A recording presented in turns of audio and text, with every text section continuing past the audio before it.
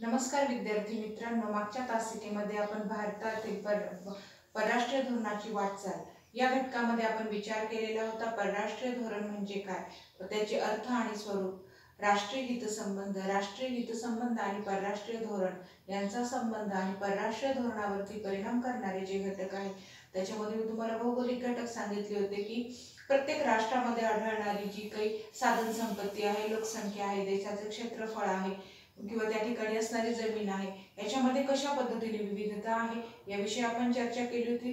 त्यानंतर मी तुम्हाला शासन पद्धती सांगितली होती, त्याच्यामध्ये आपण लोकशाही शासन पद्धतीमध्ये परराष्ट्रीय धोरण कसं तयार होतं याविषयी चर्चा केली होती। त्यानंतर मी तुम्हाला अर्थव्यवस्थेविषयी माहिती सांगितली होती की देशाची अर्थव्यवस्था मजबूत करण्यासाठी अन्य देशांशी आपल्याला व्यापारी संबंध प्रस्थापित करावे लागतात आणि त्याच्यामध्ये मग आयात निर्यात असेल, त्यानंतर जागतिक अर्थव्यवस्थेमध्ये आपला सहभाग या सगळ्या घटकांचा आपल्याला विचार करावा लागतो। तसं जर बघितलं तर आता सध्याच्या काळामध्ये आपण आर्थिक विकासाला अधिक प्रमाणामध्ये महत्त्व देत आहोत। जितकी जास्त प्रमाणामध्ये आर्थिक सुरक्षितता तितकं ते जे राष्ट्र आहे ते राष्ट्र आपण मजबूत किंवा सामर्थ्यशाली समजत असतो किंवा त्याला तितकी आर्थिक सुरक्षितता आपण मानत असतो। आणि जर समजा आपलं असं आर्थिक परावलंबन कमी असेल तर आपण आपलं परराष्ट्रीय धोरण जे आहे ते सहजपणे आखू शकतो, याविषयी आपण चर्चा केलेली होती। पुढे आपण जे बघितलं होतं त्याच्यामध्ये मी तुम्हाला जे विविध जे मंत्री आहे ते कशा पद्धतीने म्हणजे राजकीय जो सहभाग आहे त्याच्याविषयी आपण चर्चा केलेली होती। त्यानंतर पुढे मी तुम्हाला प्रशासकीय म्हणजे राजकीय नेतृत्व आपण बघितलेलं होतं आणि नंतर मी तुम्हाला प्रशासनामधले जे घटक आहे म्हणजे अधिकारी कशा पद्धतीने यामध्ये सहभागी असतात त्याविषयी आपण चर्चा केली होती। आणि नंतर आपण भारताचं जे परराष्ट्रीय धोरण आहे या परराष्ट्रीय धोरणामधल्या घटकांची चर्चा केली होती, त्याची म्हणजे आंतरराष्ट्रीय व्यापार असेल, शांतता, सुरक्षितता या सगळ्या घटकांचा आपण विचार केलेला होता। आज आपण बघणार आहोत भारताच्या परराष्ट्रीय धोरणाची जी वाटचाल आहे, या परराष्ट्रीय धोरणाची वाटचाल मी तुम्हाला आज सांगणार आहे। त्याच्यामधले टप्प्यांना आज आपण सुरुवात करणार आहोत। त्याच्यात आपण सगळ्यात पहिल्यांदा बघणार आहोत सुरुवातीचा जो टप्पा आहे तो भारत स्वतंत्र झाला 15 ऑगस्ट 1947 ला आणि लगेचच भारताचं जे परराष्ट्रीय धोरण आहे हे स्वतंत्रपणे आखायला सुरुवात केलेली होती। त्यावेळेचे आपले पंतप्रधान पंडित जवाहरलाल नेहरू यांनी वसाहतवादाला विरोध केलेला होता आणि आंतरराष्ट्रीय शांतता आणि सुरक्षितता या गोष्टींना त्यांनी प्राधान्य दिलेलं होतं। याशिवाय अजून त्यावेळेच्या आपल्या परराष्ट्रीय धोरणामध्ये जे 3 महत्त्वाचे घटक होते ते म्हणजे कुठली आंतरराष्ट्रीय समस्या जाणून घेताना, समजून घेताना आपण कुठलीही जी परकीय सत्ता आहे तिच्या दबावाशिवाय आपण ती समजून घेणार, तिचं आकलन करणार। पाकिस्तान आणि चीन यांच्यापासून असणारे जे धोके होते ते धोके ओळखणे आणि तिसरं म्हणजे स्वावलंबन। आपण आपल्या परराष्ट्रीय धोरणामध्ये स्वावलंबनाला महत्त्व दिलेलं होतं। मग आपल्या परराष्ट्रीय धोरणाच्या अगदी सुरुवातीच्या टप्प्यांचा जर विचार केला तर भारताने जसं भारताच्या स्वातंत्र्याला महत्त्व दिलं, ते स्वातंत्र्य अबाधित कसं राहील या दृष्टीने आपण प्रयत्न केलेला होता। त्याचबरोबर आपल्याला आर्थिक विकास सुद्धा साधायचा होता, म्हणून आपण जे आशियाई देश होते या आशियाई देशांशी मैत्रीपूर्ण संबंध प्रस्थापित करत आपण विकासाला जी गती आहे ती विकासाला गती दिलेली होती। मग भारताने स्वतःचं स्वातंत्र्य तर सुरक्षित ठेवलेलं होतं, परंतु त्याचबरोबर आशियाई जे देश होते, आशिया खंडामधल्या देशांची मैत्री करायला सुरुवात केली होती आणि याच्यामधनं मग आता जी आर्थिक विकास होता, आर्थिक विकासाची घडी बसवणं सुरू होतं। आणि मग नंतर हा विकासाचा टप्पा ज्यावेळी आफ्रिकेपर्यंत जाऊन पोहोचला, परंतु त्यावेळी शीतयुद्धाची जी परिस्थिती होती त्या परिस्थितीमध्ये काही जे देश होते, जे आशियाई जे देश होते, हे काही आफ्रो आशियाई देश जे होते या शीतयुद्धामधल्या 2 गटांमध्ये समाविष्ट होते। म्हणजे काही देश जे होते ते सोव्हिएत युनियनच्या लष्करी संघटनेचे सभासद होते, तर काही देश हे अमेरिकेच्या लष्करी संघटनेचे सभासद होते। त्यामुळे त्या ठिकाणी आपली जी काही विकासाची प्रक्रिया होती काही काळापर्यंत थांबली गेली, परंतु आशिया खंडामधले जे काही देश होते का जे कुठल्याही लष्करी संघटनेचे सभासद नव्हते, त्यांनी मग नंतर हळूहळू अलिप्ततावादाचा पुरस्कार केला आणि मग शांतता आणि सुरक्षितता ही आपल्या अलिप्ततावादाची जी मूल्य होती ती मूल्य बनलेली होती। आपण 1970 पर्यंतचा जर कालखंड बघितला तोपर्यंत आपलं जे परराष्ट्रीय धोरण आहे हे परराष्ट्रीय धोरण आपलं स्थिर झालेलं होतं आणि 1974 ला भारताने पोखरण या ठिकाणी पहिली अणु चाचणी केली आणि आण्विक क्षेत्रामध्ये सुद्धा भारताने प्रगतीचं पाऊल उचललेलं होतं। पुढे 1980 मध्ये मग हा जो एकमेकांच्या मदतीने आर्थिक विकासाला सुरुवात झालेली होती। त्यामध्ये जर तुम्ही दक्षिण आशियाई देश बघितले तर या दक्षिण आशियाई देशांनी परस्परांच्या सहकार्याने कसा विकास साधता येईल यासाठी 1984 मध्ये सार्क या संघटनेची स्थापना झाली, south Asian association of regional council असं त्याचं पूर्ण नाव आहे। मग हे जे सार्क ही 1984 साली स्थापन झालेली संघटना होती, या संघटनेने दारिद्र्य निर्मूलन असेल, शेती क्षेत्रामध्ये बदल करणं असेल किंवा विज्ञान तंत्रज्ञानामधली प्रगती या गोष्टींना महत्त्व दिलेलं होतं। त्याचबरोबर जे आपापसामधले जे प्रश्न आहेत ते चर्चा आणि सामंजस्याने सोडविण्यासाठी सार्कच्या माध्यमामधून आपल्याला एक व्यासपीठ मिळालं होतं आणि याचा उपयोग करत भारताने चीनशी संबंध सुधारण्यासाठी काय केलेले होते, प्रयत्न केलेले होते।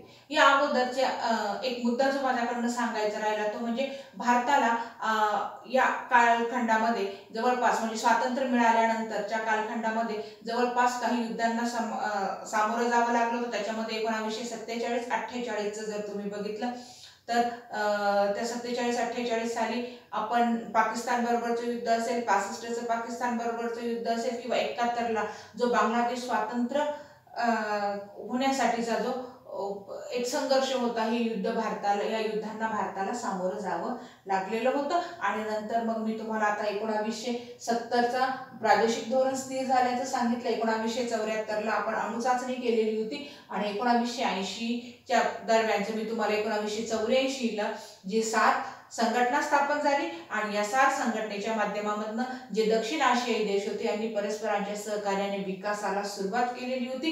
त्याच्यामध्ये आपण दारिद्र्य निर्मूलन, त्यानंतर शेती क्षेत्रामधले बदल असतील आणि विज्ञान तंत्रज्ञानामधली जी प्रगती आहे या गोष्टींना महत्त्व दिलेलं होतं किंवा आपापसामधले प्रश्न जे आहेत हे चर्चेने सोडविण्यासाठीचं एक व्यासपीठ सुद्धा आपल्याला त्या माध्यमातून मिळालेलं होतं। पुढे आपण विचार करणार आहोत हे जे परराष्ट्रीय धोरणाचा जो पहिला टप्पा ज्याला आपण म्हणू शकतो 1947 ते 90 पर्यंतचा टप्पा। आता हा कालखंड जर म्हटला तर हा प्रामुख्याने शीतयुद्धाचा कालखंड आपल्याला म्हणता येईल। याच्यामध्ये आपण सगळ्यात पहिल्यांदा सांगणार आहोत अलिप्ततावाद। मग अलिप्ततावादामध्ये काय आपल्याला सांगता येईल की हे जे सोव्हिएत युनियन किंवा अमेरिका हे जे दोन गट निर्माण झालेले होते त्यावेळी भारताने सोव्हिएत युनियन किंवा अमेरिका या दोघांपैकी कुठल्याही एका देशाच्या लष्करी संघटनेचा सभासद भारत झाला नाही। या उलट भारताने सर्व राष्ट्रांशी मैत्रीपूर्ण संबंध प्रस्थापित केले आणि या अलिप्ततावादी धोरणाचा भारताला असा फायदा झाला की भारताला दोनही गटांकडून विकासासाठी मदत मिळत गेलेली होती। पुढे आपण विकासासाठी इतर राष्ट्रांची मदतीवर जर चर्चा करायची म्हटली तर त्यावेळी भारताला लष्कर सुद्धा प्रबळ करणं गरजेचं होतं किंवा इतर जी तंत्रज्ञानामधली प्रगती करणं गरजेचं होतं। त्यासाठी आपल्याला सोव्हिएत युनियन असेल, फ्रान्स असेल, जर्मनी असेल या देशांचं सुद्धा आपल्याला सहकार्य मिळालेलं होतं। आणि या किंवा हा जर तुम्ही 47 ते 90चा कालखंड बघितला तर या कालखंडामध्ये आपल्याला मी अगोदर जे युद्ध सांगितलेले आहेत म्हणजे 1947-48 असेल, त्यानंतर आपण 1962ला जो भारत पाकिस्तानचा संघर्ष होता किंवा नंतर मी तुम्हाला 71चा जो संघर्ष सांगितला होता त्याच्यामधनं बांगलादेश स्वतंत्र होण्याची जी प्रक्रिया झालेली होती आणि त्यानंतर भारताला चीन या शेजारील देशाशी सुद्धा संघर्ष करावा लागलेला होता आणि मग भारताने आण्विक क्षेत्रामध्ये प्रगती अणुचाचणीविषयी मी तुम्हाला अगोदरच माहिती सांगितलेली आहे। त्यानंतर पुढचा जो टप्पा आहे म्हणजे 1991 ज्यावेळी शीतयुद्ध संपलं ते 91 पासून तर आजपर्यंतच्या टप्प्याचा जर विचार केला तर भारताने राजकीय म्हणजे 1991 ते आजपर्यंतची जी प्रगती बघितली की ज्यावेळी 91ला शीतयुद्ध संपलेलं होतं आता राजकीय आणि लष्करी जे संबंध होते यांना कमी महत्त्व प्राप्त झालेलं होतं।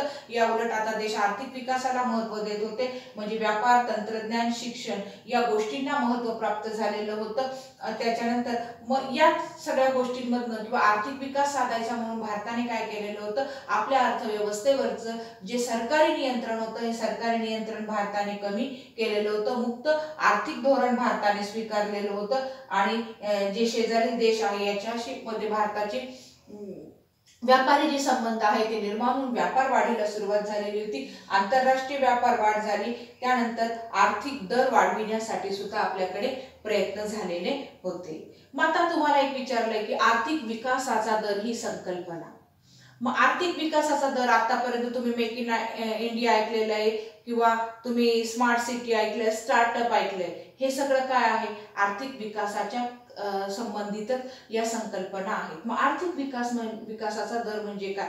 तर त्याच्यामध्ये तुम्ही राष्ट्रीय उत्पादन वाढविणे, दरडोई उत्पन्न वाढवणे आणि समाजाचं कल्याण जे आहे हे कल्याण करणे किंवा त्याचाही दर वाढवणे, या सगळ्या ज्या संकल्पना येतात ह्या एकत्रितपणे आर्थिक विकासाचा दर या संकल्पनेमध्ये येतात. मग तुम्हाला माहिती की आतापर्यंत आपण जे अर्थतज्ञांचा पुढे गेल्यानंतर मी तुम्हाला माहिती सांगणारच आहे, भूगोलाच्या प्रकरणामध्ये ॲडम स्मिथ यांनी आपल्या आर्थिक विकासासंबंधी विविध प्रकारचे जी भाष्य आहे किंवा विविध प्रकारची माहिती आपल्याला ॲडम स्मिथ यांच्या विवेचनामधनं दिसत आहे. पुढे आपल्याला जो विचार करायचा आहे त्यामध्ये 1990 नंतर भारताने जे आग्नेय आशियाई देश होते, या आग्नेय आशियाई देशांशी पण जे व्यापारी संबंध होते ते निर्माण झालेले होते. त्यामध्ये सिंगापूर असेल, थायलंड असेल, व्हिएतनाम या देशांशी आपले आर्थिक संबंध निर्माण झालेले होते. किंवा G20 किंवा ब्रिक्स. आता ब्रिक्स हा जो ही जी संकल्पना आहे ना, ही तुम्ही तुमच्या इतिहासाच्या दुसऱ्या प्रकरणामध्ये पण ऐकली. किंवा ज्यावेळी तुम्हाला मी अगोदरच इतिहासाच्या प्रश्नपत्रिकेचं स्वरूप सांगितलंय आणि त्याच्यामध्ये मी तुम्हाला सांगितलंय की तुम्हाला आकृतिबंध पूर्ण करण्यासाठी येतात. तर ब्रिक्स हा आकृतिबंध खूपदा विचारला जातो. तुम्हाला ब्रिक्स असतं आणि बाजूला एक देश दिलेला असेल, इतर राहिलेले जे 4 देश आहेत ते तुम्हाला भरायचे असतील.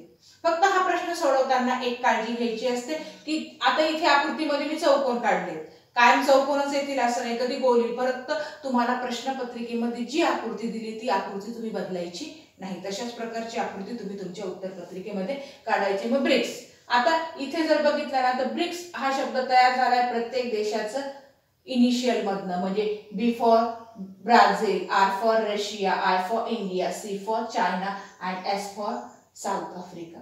मग नंतर हळूहळू आपण अमेरिकेशी जे संबंध आहेत ते अमेरिकेशी पण आपले संबंध दृढ झालेले होते. आंतरराष्ट्रीय समूहामध्ये भारताचं स्थान जे आहे हे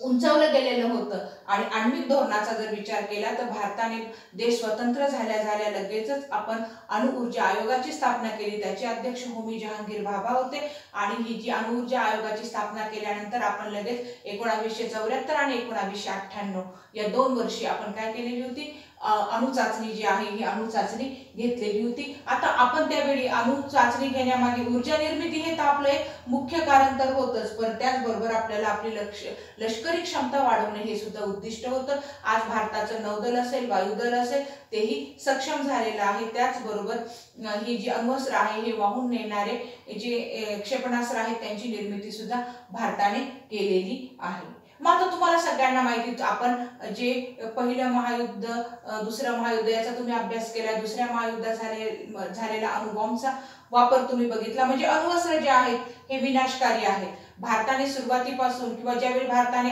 अणु चाचणी केली त्यावेळेस भारताने हे जाहीर केलं होतं की भारत कधी अण्वस्त्रांचा वापर पहिल्यांदा करणार नाही, कारण ते विनाशकारी आहे.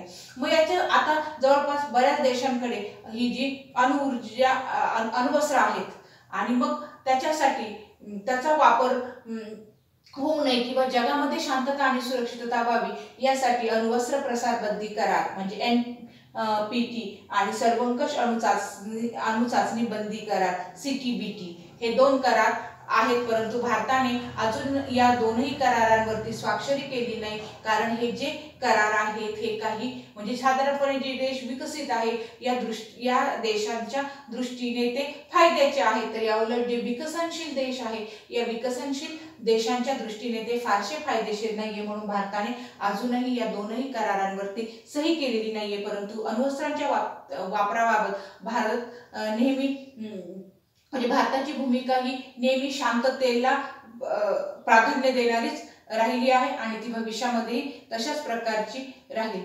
तर विद्यार्थी मित्रांनो, आज मी तुम्हाला जे सांगितलं, आपण भारताचं परराष्ट्रीय धोरण जे आहे भारताचं परराष्ट्रीय धोरण समजून घेतलेलं आहे. धन्यवाद.